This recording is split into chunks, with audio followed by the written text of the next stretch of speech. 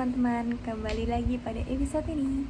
Kali ini kita akan bahas tentang topik sehari-hari yang ada di dunia kerja, yaitu kepemimpinan dalam organisasi. Siapa sih yang gak pernah kerja dengan pemimpin dengan gaya yang beda-beda? Ada yang keren banget, atau ada juga yang memang kerjanya dengan tugas yang itu-itu aja. Nah, maka episode kali ini kita akan membahas tentang gaya-gaya kepemimpinan dalam organisasi. Yuk, simak. Yang pertama, ada gaya transformasional, kepemimpinan transformasional. Nah, biasanya gaya transformasional ini adalah pemimpin yang memiliki visi besar yang dapat menginspirasi tim untuk bekerja lebih semangat lagi. Nah, contohnya mungkin kamu bisa bayangkan kamu kerja di lingkungan startup di mana pemimpin kamu ini sering banget membuat diskusi tim untuk mengobrolkan atau berdiskusikan tentang tujuan atau visi dari perusahaan tersebut.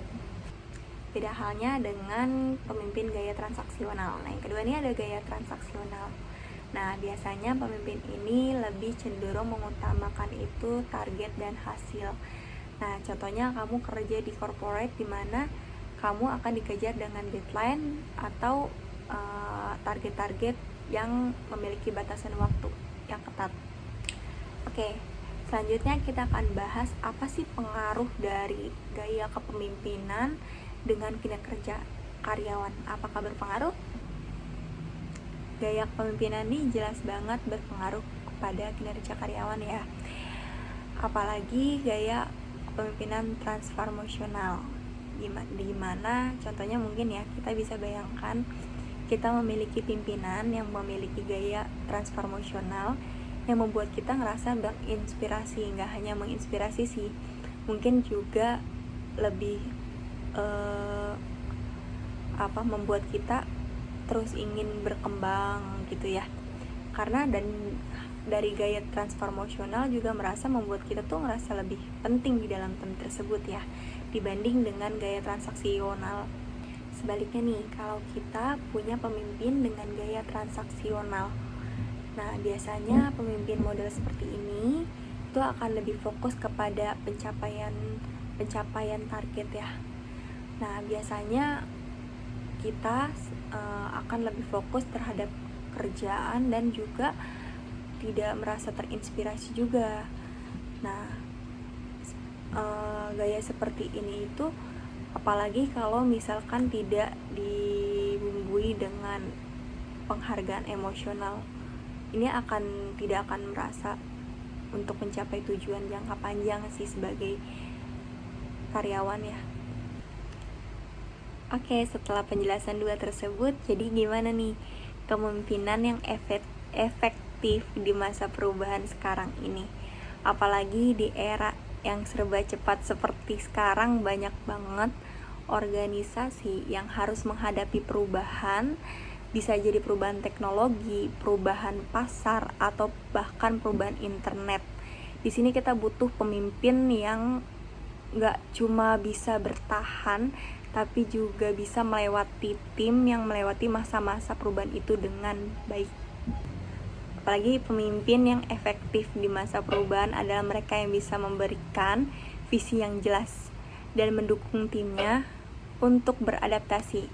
Jadi, selain harus fleksibel, pemimpin juga harus bisa memastikan tim merasa aman dan siap menghadapi perubahan itu.